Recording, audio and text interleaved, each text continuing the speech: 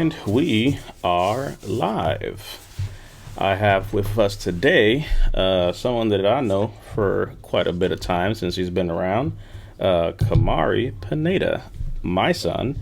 And today we're going to have a conversation in line with the month's activities that we're doing with the month for the military child. So, no coincidence, Kamari's rocking obviously one of the best branch shirts ever. Pun intended for those out there. You know who you are, Air Force people. So, introduce yourself a little bit for those that don't know you. Obviously, they know now that you're my son, but introduce yourself, tell us a little bit about yourself, and then we'll kind of pick it up from there. Cool. What's up, y'all? My name is Khamari, as DP, as y'all know me to be. My father, as I know him to be, just said. I'm a junior in high school at the moment. I have my own podcast that I do. It's called The Beginning Conversations of Self Volume 1. Really, it's just a talk show for me to talk about whatever I feel like speaking on. I also have some other endeavors that I'm working on as far as that's concerned. And yeah. Awesome. So let's take it back to the context for the conversation, right? We're looking at legacy, generation, and so forth. So take it back. Specifically for you, obviously this will be kind of weird, so we'll look at it like third person. But both your parents, obviously your mother and myself, are both military, served, and so forth. So you kind of got a chance to see some of that, obviously growing up, and then deployments, all these different things. So let's look at it from the perspective of what did service look like for you before you understood what it was now that you're older. So take me back to what that was like. Either seeing service, pictures of your mom or myself, and what you looked at military service to be as a kid. Well, I guess as a kid, the first thing I think of when I think of service was well, it's weird to say my father, I'm gonna just say you, is to say or seeing you go on your second trip. What was it? I forgot what year it was exactly. I had to be, I know I was less than 10. It was before Abigail and Caleb, Abigail and Caleb were born, my Mm-hmm. other sister. But that's the first thing I really think of when I think of service, really. You going on your trip, seeing mom crying, seeing grandma and everybody getting real emotional one night, and me not very much understanding what was going on. I'm thinking, okay, you have your big bag full of stuff. It's all camo. You got people outside waiting for you. You're about to leave, and it's going on like a trip. You're gonna be back in what, maybe a week, two tops. I never really saw that before, but that's what I assumed it to be. And I kept asking mom. Well, I didn't even ask mom actually. I remember seeing mom crying. I was just really confused. Like, why is mom crying? Why is everybody really emotional? And that's really the first thing I think of when I think of service. What would you say, I guess, is one of the things, being the child of, military parents, dual military service and so forth, you had that impression then, fast forward to now that you're a little bit older, what are some of the, I guess, thoughts that you have of military service as a whole? Um, I think it's the best word to put it as far as military service, being a child of military parents and a very militant family, I guess you'll say, is it's not. I think it's misunderstood in a way. You know, like anytime I would think of the military or anything having to do with the USA specifically, when I was younger, again, when you were deployed again, and you had to go away for a year.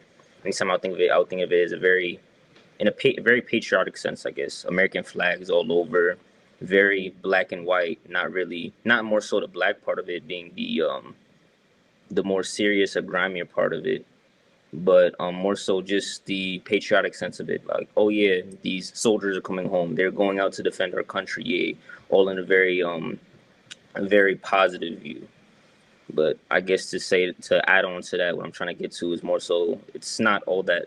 I remember when you were going, it was very confusing for me. It was like, where's that at? You know, you were going for like about a year, if not maybe a little less, maybe a little more. But between that time frame, it was just really confusing and difficult for me to comprehend.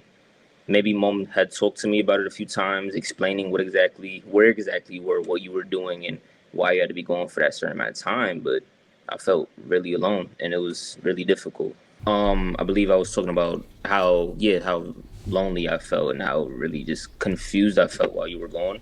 But also throughout that time, I would say I learned that like most of the family was or were a part of the military, or at more, yeah, were a part of the military, whether it be the army branch or um, Marines, Navy, etc., etc., etc. Like a lot of the family, more specifically on mom's side, were a part of the military as well. So I started learning more about that slowly but surely. Not really understanding it, definitely not at that young of an age, but starting to understand more so the significance of it, and that it wasn't just a thing that dad was doing and why he was going. Like, no, this is actually how, excuse me, this is actually how mom and dad had met. This is actually how my father had connected to my uncles and some of my aunts on my mother's side and stuff like that. Also, how I know a lot of my godfathers and godmothers because they were also part of the military. So, yeah.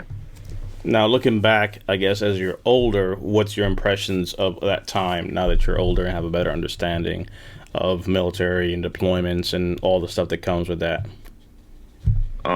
My impression of it, as far as like my view of it now from Mm-hmm. before, I guess it being, I understand why you were going now.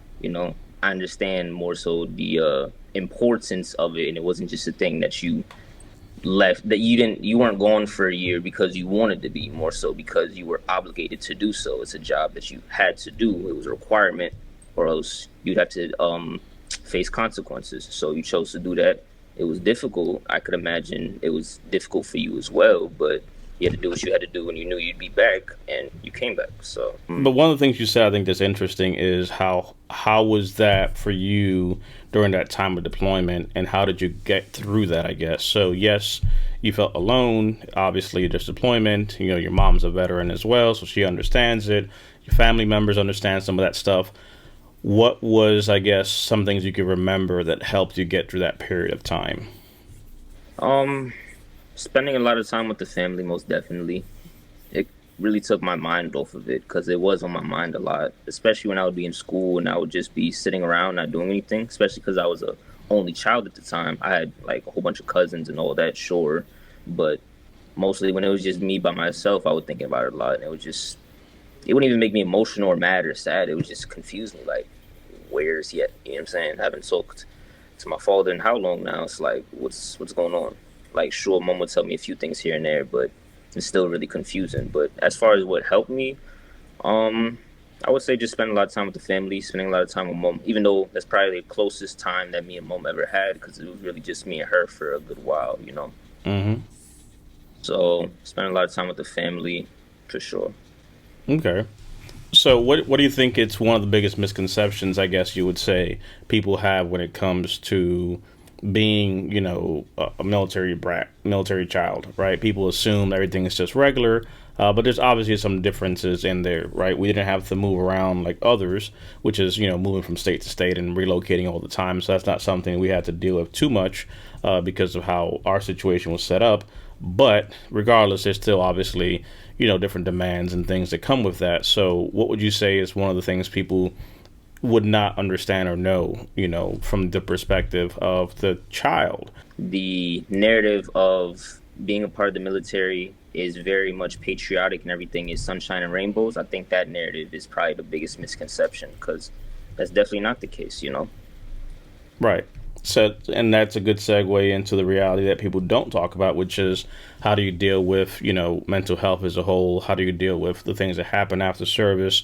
Everybody knows I have a service dog, and obviously there's mental health that comes into that stuff. So, even after service, we have to go through the whole process of bringing in an organization and meeting the family, and then bringing in a service dog and all that stuff. How was that whole process for you, having to see that stuff from your side? As far as the like service dog piece of it, Just the mental health, which includes all that stuff there. okay, well I guess prior to the service dog piece, um, I didn't think much of it. Again, I was cognizant of the fact that okay, you're a veteran, mom's a veteran. You had just came back from your second trip back, and you just came back, all of that. But I never really thought too much of it as far as if you would have a what you call it, if you would be really emotional towards something that would be brought up, whether it be by the military or something that just ticked you off and would aggravate you to a certain extent, I wouldn't think much of it. I would just think like, oh, that's just how it is. So I guess I never really thought, or no, not I guess, I literally just didn't think much into it at all until we had that sit down talk about bringing in Legend, your service dog, obviously, and the entire reasoning behind that, as far as disabilities, PTSD, things of that nature, and what you've had to deal with from coming back from the military and what happened throughout that. Some of it, not all of it, obviously, but just little pieces so we could understand that. And really, through that conversation, it made a lot of sense. Like it connected a lot of dots for me because it made sense recalling a few things, just nothing too serious, but more so just a few things that I would remember or anything I would recall or think of anytime I think of y'all in that sense, as far as military veterans and anything. It connected a lot of dots. So um, I think it was a fairly easy process for me, at least. I was really open to having Legend come to the family. It would be cool to have a dog to begin with. I never Mm-hmm. had a dog, especially because you were never an animal type of person to begin with. So to hear you wanted a service dog, I'm like, this is interesting. And you said how it was going to help, and or how Legend was going to help you out and help the family out overall. So I was open arms with it, honestly. Until you have to go take them out and pick up poop. That the first time, sure. The first two times. Things become normal. You don't think much of it. That's just kind of how things are. Enter the Mhm. conversation of mental health, enter the conversation of a service dog. Now that starts to connect the dots and makes what was normal a little bit more like, oh, wait a second, that's not so much it was normal. Now I understand why this was normal. It was Yeah. normal because that's what you know, so it's just kind of what it is. But now you have language to understand, okay, wait a second, these are the things that are happening, and now that connects of why this makes sense for that, or now that makes sense why, this was there. How was that connecting of the dots piece for you? Um, well, again, really is adding on to what I said earlier. Anytime I would think of situations where you and or mom would, I wouldn't say an outburst. I think that's a bit inappropriate to say, but that's the only word coming to Mm-hmm. mind. Excuse me for that. But more so, a little outbursts, whether it be emotional, to a certain extent, or anything of that nature. Whether it be about the military, with anything that being brought up, or anything really in general. Hearing random outbursts, or again, sorry, not to Mm-hmm. be just saying this is the only word coming to mind. Yeah, just again, I thought of it to be normal. I didn't think much of it. Sure, maybe anytime like the kids at school or anything would talk about what's going on at home, maybe it would be something similar, but not to that extent. I wouldn't think much of it, nor would I even speak about what would be going on at home, or what would be going on anytime y'all would get mad about something or really frustrated about something, and how either of you or both of you react. And sure, I'd heard some things about PTSD disabilities directly coming from service in the military, whether it be Army, Marine branch, anything of the sorts, but I never connected the dots as far as it being like, oh, my mother and father had PTSD. Oh, they suffer a certain disability from their service in the military. I never really that's basically what I mean by that, as far as Mm-hmm. connecting. I was like, okay, that makes sense. Again, for a lot of veterans, let alone children of veterans or military brats, whatever y'all want to call this, I don't know, but not a lot of us brats, I guess, being able, or me personally being able to understand um there's more to a situation than what the eye can see. More so being, again, if you're having an outburst as far as you're really frustrated, I can see like your veins popping out, you're like your cheeks are all red and whatnot, you're very frustrated, and I just come in the house, I don't really understand why.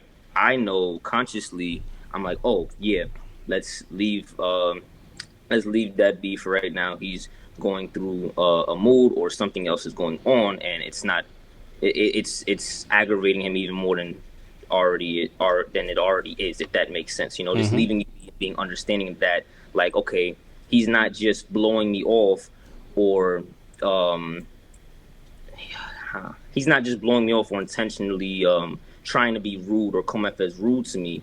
No, he's just very frustrated right now, and he's not trying to put all that on me. So that's why he's avoiding me and not talking to me at the moment.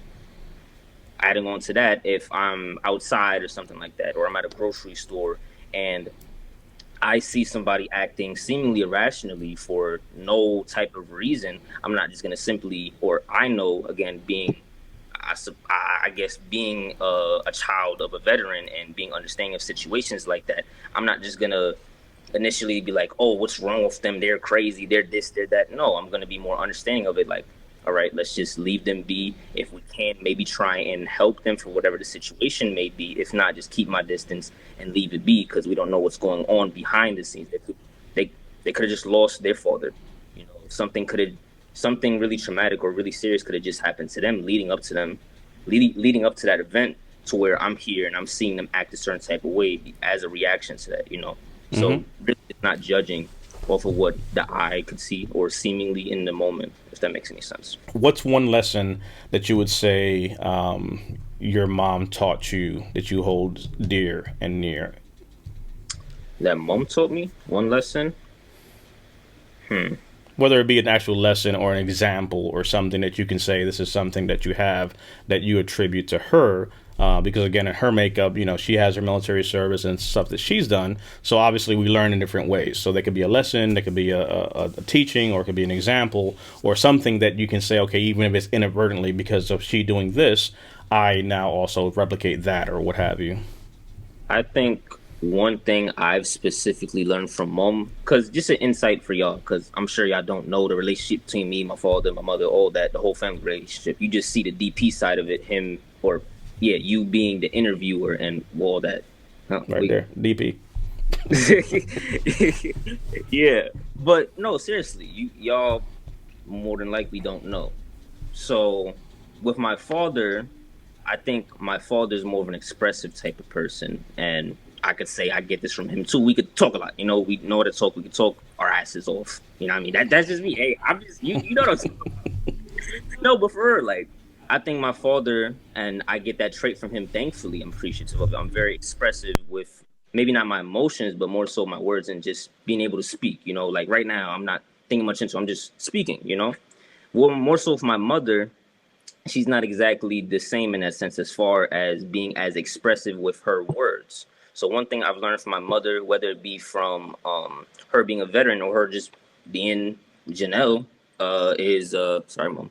Her being Janelle is there's different ways to show emotions and show that you care, and different ways to really communicate rather than it being verbally or even through physical actions in the moment, you know? Because I know a lot of times I'll try and talk to mom about, well, just my day or certain things in general.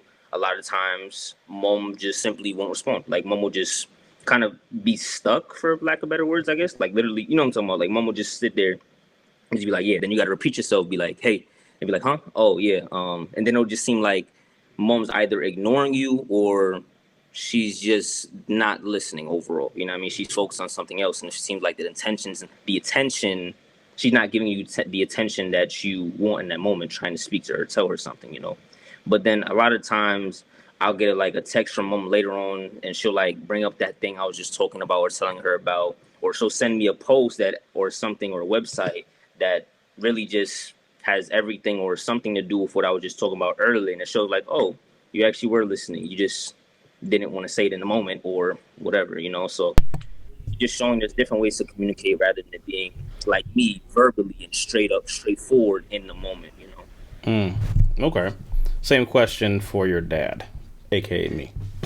Uh, one thing my father has taught me is, I don't know. I feel like you've told me a lot personally, but really just to be honest, you know, be real. I remember one of the first things you told me before when I that one trip we took in November up to New York for that one day trip that we took.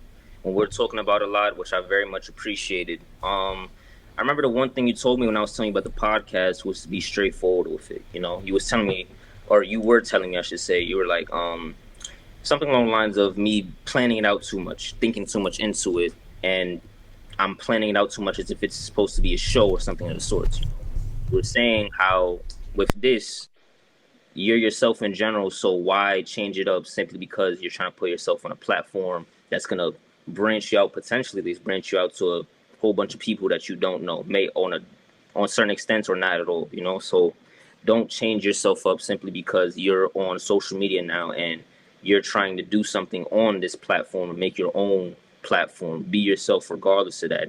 And then from there, people will be gravitated towards you or like you because of who you are, not who you choose or portray yourself to be. So that's one of the main things or one of the big things that really come to mind. Honestly, that's what I always got that kind of feeling from you. Honestly, from how you would talk to me, how we would talk about stuff here and there. But really, that's one specific talk where we talked about a lot, which again I do appreciate. Was really that piece, just straight up saying it in words like, "Don't put up a front, just be yourself as you usually are." So Talk to me a little bit about what was your motivation to try to put together content and create,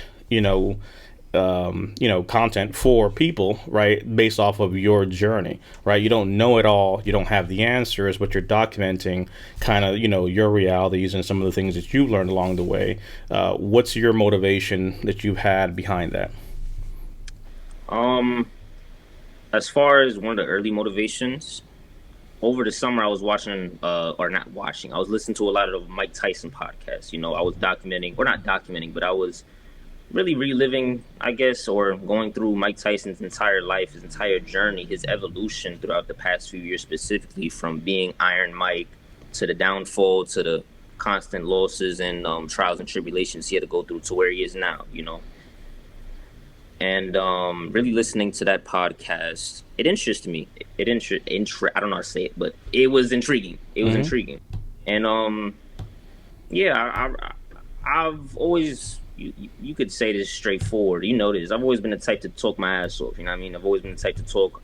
Nobody could really shut me up unless if need be. You know what I mean? I will always say if I what I wanted to say, what I felt needed to be said, regardless. Sometimes it would be for fun. Sometimes it would be stupid. Sometimes it would be more serious. But regardless, I'm gonna say what I want to say and how I want to say it because that's just the type of person I'm. You know. He gets it from his mother, for the record, not from me. Okay.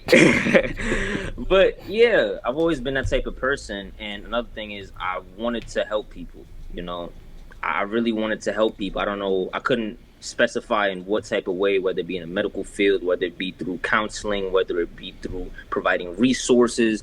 I didn't know what type of way, nor do I still know right now, but I wanted to help people as I still do right now. So I guess after some time went by throughout the summer, again, summer 2020 to be specific, um, I was thinking to myself, I was like, huh, I think I could do a podcast. What it would be about exactly, I didn't really specify that yet or really narrow it down to what I would talk about or what it would even be about. All I thought was podcasts is a platform. Helping people is one thing I could do on a podcast. Let's put it together. And now I have my own podcast, the Beginning Conversations of Self, Volume One, as I call it. I'm really proud of that name too. I can't get that like on the spot. I'm really proud of that. But no seriousness. I think that's one of the main things. But I guess really thinking back to it, not to oh yeah, appreciate it. That's my thing right there. But that's the Instagram to be more specific. But more so not to gas you up or give you credit and all that just because I'm on your show right now. But seriously, again, I'm getting that from you. I've always been a very expressive, talkative type of person. Those are the episodes, by the way. Yeah, that's showing them. But besides the point, yeah, I've always been an expressive type of person, very talkative. All that trait, I would say, I get from you, whether it be to a further extent or lesser, whatever. I get that from you for sure. Obviously, some remnants of mom as well, but you know, you obviously have your own show right now. You're doing the whole thing at VA Clams. You're doing entire, literally as the for the names. Where's the damn badge? For the namesake, an entire network of things. And doing so, you're using your voice to help people more specifically, not just people, but more so veterans, which you can relate to. You've been in those shoes. You are in those shoes. So you're helping people in whichever way you can, whether it be talking about a certain subject, talking in general. The whole Friday Night Live things that you do, I believe you still do those, correct? Mm-hmm. Yeah, Friday Night Live that you do and helping people, giving people a platform to just feel connected in a way, just talk, whether it be and well, literally live, talk to you live, be able to connect with you if people aren't doing anything on a Friday night, if they don't have the opportunity to. I think those are your words exactly, if I'm not mistaken. So I guess Mm-hmm. unconsciously, I got that. I got inspired by you as well because you, again, namesake, the badge right there. I don't know if y'all can see it. A literal network of things that you're doing and using your voice and much more to help people, more so veterans, to be specific. And I wanted to just highlight here the podcast specifically. So, like Mari said, so you have Conversations of Self, Volume 1, which in itself was a whole conversation, when you kind of were in your head and you were thinking, okay, I want to do this. And you walked around a notebook and you took 1,000 notes. And it's just like, put the damn notes away and just press Yeah, record and just go. And yeah, let all that stuff go because you're going to keep on trying to think of what you're going to do and have a whole encyclopedia and nothing done because, paralysis by analysis. And, yeah. you have your Instagram for your specific podcast, separate from your Mhm. personal one. And then even down here on Spotify, and obviously you're in different places here on your link tree. You have, Mhm. your iTunes, there's Google Podcasts, so it kind of extends into different places. But looking specifically at uh, Spotify, here you have all the episodes and the different things you're doing, the people you're interviewing, the conversations you're having. So you're sharing your points, and again, it's on different, a variety of different Like, platforms. So again, we have Spotify, iTunes, Google's there, Breaker, Podcast Cast, Anchor, and so forth. And now you're looking into other platforms and sharing that to include TikTok, Twitch, Pinterest, and so forth. So right, so all the topics and episodes that you've done, it's based off your perception of reality, you documenting things, you getting an idea, going to record it, writing it down, interviewing people. So talk to me about how that has been, not only documenting some of your journey, but having conversations with different people also and interviewing them, and kind of getting a taste of that interviewer type of, space. honestly, the one thing or one specific word that comes to mind when I think of the entire experience so far being what I think 4 or 5 months this month is about to be. I don't know. It's been a little bit. I'm still fairly new to it, but really getting into it and doing all that I'm doing and I'm continuing to doing, it's been really therapeutic, you know? Because a lot of stuff I talk about on the podcast, the episode you had brought up as far as again indecisive thoughts and decisions, learning from quarantine, even one about I don't know if y'all had seen it, but one of the episodes even being about death. One of the things I wouldn't say are constantly on my mind on a daily basis, but for a while they definitely were, and I can't lie. I would be lying to you if I were to say that those weren't things on my mind. And I feel that again in helping people, hopefully with people again, similar to my father in the way that he speaks on his experiences to whichever extent that may be on his platforms, this being one of them, and relating to other veterans and helping other veterans through that, I'm kind of doing the same thing in my own way. Not exactly, but hopefully you get what I'm trying to say. As far as, again, speaking, as my father says, speaking of my own experiences and really just my daily thoughts and elaborating on them rather than just as my father was saying for a while. Where's the I don't know if I have the notebook on me. Let me try and get the notebook. Wait a minute, because I literally had a notebook full of what you call it. I can't find a notebook, but it was like it was basically like this. We'll say this, and it was just full of pages, full of stuff I was writing down, ideas, concepts, thoughts, stuff that was on my mind. I the book, stuff that was on my mind on like a daily basis, and that's still hard. But instead of expressing them, I was just again, like my father said, stuck in a place where it's like, okay, I think I'm doing something, excuse me, but in reality I'm not. I'm just jotting stuff down and still in my head, and now putting it on a book so I could look at it over and over and over and over again and be stuck in a place where, again, like one of the episodes said, again, I don't know if y'all saw, where I'm overthinking the hell out of all of it, and I'm just stuck in a place where I'm literally looking at a wall for hours on end thinking like I can't get out of my head. You get what I'm saying? Mm-hmm.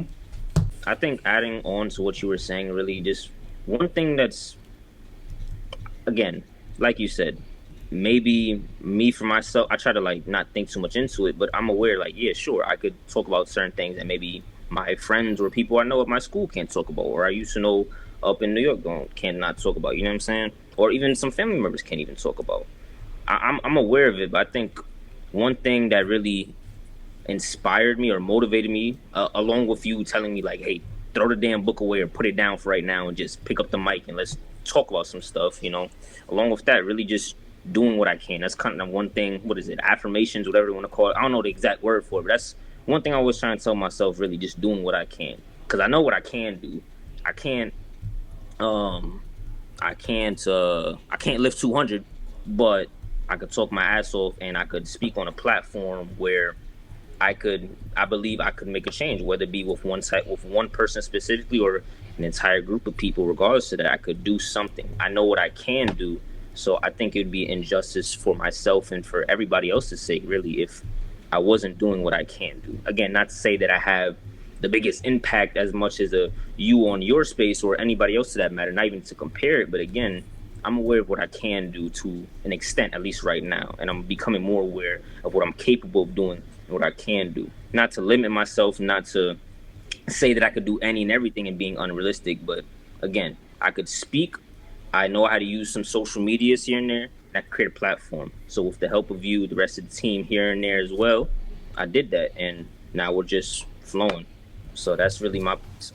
All that stuff are things that you made a point to do on your own, right? You hit it hard, and you took a break, and you kind of came back to it. You found your groove, and you figured out what works for you. And then you made a point to start getting out there, and you got into different social media platforms. You took some advice, and you kind of went with it. But really, you kind of Yeah, bootstrapped that whole thing by yourself. So there's never an idea like, okay, well, you have all these things just because X, Y, Z, right? The most you got was literally, a laptop and a microphone, and have fun. yeah. No, for real. Yeah, like you led me to the door, definitely, but I had to go through it regardless. You led me to the water, but that don't mean I'm gonna drink it. You know what I'm saying? Like Right. I wouldn't want it any other way, honestly. 'Cause especially again, because it's like it's not to say that your help has not or your guidance, whether it be intentionally, unintentionally, you, the team, whatever, has not helped. Because it definitely has. It's again intentionally or unintentionally. But with that being said, I really wouldn't want it any other way. As far as me figuring out stuff on my own, as far as me trying to figure these things out and do it not entirely by myself. Sure, maybe sometimes if I'll ask you questions, you're not gonna push me off like fuck off. You know what I'm saying? You're not gonna be like Hmm. that, but you'll help me out sometimes. And for the most part, I'm aware that like, hey, I'd rather. What are That's you me doing? pushing you away. No, but yeah, I really wouldn't want it any other way. For a while, I feel like I was kind of well, as you just pushed me away. Literally, I was trying to push you away. I didn't really what put whatever. Hmm. But yeah, for a while, I was really really trying to push you away. Literally, like I didn't really. I would think of you and how hard you work and all the stuff from the military to being where we are now to moving us to all the work you have to do and even where you are now with the network, all the positives and not more so the negatives, but the opposite of that. What you have to deal with the stresses of being a leader and being in your position again with how many networks you're controlling or not controlling but working on doing things of that nature. With that being said, for a while I really pushed you away. I didn't really want to be anything like that because I sort of told I would take on you, and I'm like, I don't want to be anything like that. I don't want to have to deal with that type of stress or type of have that toll or weight on me for the rest of my life. Yeah, sure, maybe that's a part of growing up and getting older, being an adult, being a father, moving your family, all of that. But I don't want to deal with that extent of a toll or that big of a toll or weight. And maybe I think definitely over quarantine, but a little bit before as well, let alone us having a few conversations here and there. That one conversation we had on the 1 day trip we had from New York and back, um, I really understood like it's not again it's kind of like eye candy in a way. It's not what the eye just sees or what I literally will see as you just working or working tirelessly for no reason. Like no, there's a goal to it. There's a reason to it. Again, I'm not just you. Well, a part of you literally telling me us talking about it. Like it's not just so you could work or so you could be tired or deal with all this stress because that would be a lie and saying hopefully I'm not assuming wrongfully, but that'll be a lie in saying that you want all of the stress or all the toll or all the weight on you with doing all of this and to be in the position you are. Sure, there's positive, but there's also an other side of that. Not to go too much into it again, sorry, but yeah, with you, my point is there's a purpose to it. It's not just aimlessly or unintentionally like, oh, I'm doing this to do this or to blow you off or to not spend as much time with y'all. No, you're doing this. not simply for us, but a part of it, a big part of it, from what you told me at least, is for us. You know, again, what the title says, our legacies, the next generation, like we've literally been talking about, is to help push it on to the next generation. That next generation being me, Abigail, Caleb, countless other military brats, quote unquote, and other children in my generation and generation after that. You know, pushing that on and making it better for us. You know, so I think I don't know if this answered any of your questions or if it was even a question, but for real, Hmm. like I can understand that now, and it's not like I'm pushing you off. Like, nah, forget you, screw off, dad. Like, no, I get it now. So Yeah. yeah.